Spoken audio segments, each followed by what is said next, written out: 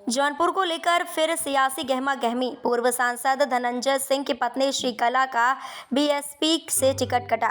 Sitting सांसद श्याम सिंह यादव आज दोपहर 1 बजे लोकसभा प्रत्याशी के तौर पर करेंगे नामांकन। कि मैंने कोई किसी का इंटरव्यू नहीं देखा, मैंने कोई प्रेस कॉन्फ्रेंस नहीं देखा और मुझे किसी चीज़ का ध्यान नहीं, याद नहीं क्या कोई मेरे ध्यान नहीं आया। जब न मैं अखबार पढ़ पाया, न कोई मोबाइल व्हाट्सएप देख पाया।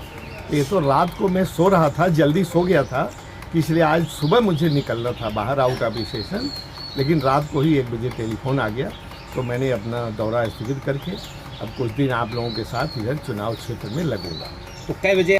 मुझे उम्मीद है कि 1 बजे के पहले आ जाना चाहिए। मेरे कागज पत्र तैयार हैं और 1 बजे के आसपास नामांकन करूँगा। श्रीकला अब मैं क्या कहूँ, जब तक मेरे हाथ में नहीं आता। आप नामांकन कोऑर्डिनेटर थी, मैंने आपको पहले ही बता दिया, अब उससे आप समझ लीजिए। टिकट पाकर कितना खुश हैं? नहीं, हम बहुत खुश हैं। वैसे तो आपको मालूम है, आप लोगों के सामने कुछ चंद महीनों पहले मैंने चुनाव न लड़ने की घोषणा कर दिया था, लेकिन मैंने कहा था कि जब तक कोई व्यक्ति, कोई पार्टी मुझे ज़्यादा जोर नहीं देगा तब तक मैं चुनाव नहीं लड़ता। लेकिन माननीय बहन जी का जो मुझे टेलीफोन आया, उन्होंने कहा कि आपको लड़ना है, उनकी तरफ से ही आया, तो आप समझिए कि मैं कितना सौभाग्यशाली हूँ। तो मैं तैयार हो गया हूँ, एक बार फिर कमर कस करके।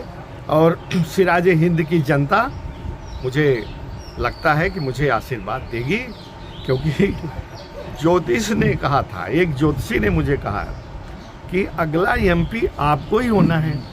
तो मैंने उससे सवाल किया कि यहाँ टिकट तो मिला नहीं, तो कैसे एमपी बनूंगा भाई?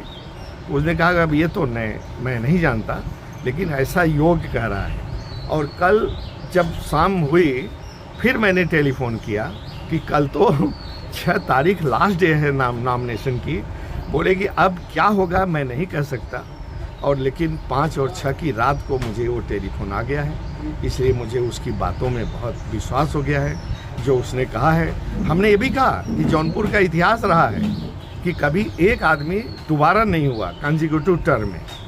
तो उसने कहा कि अब मैं इसको नहीं कर सकता, कैसे होगा, लेकिन अगला एमपी आपको होना है। तो उसकी बात का मुझे बहुत विश्वास है और मैं उस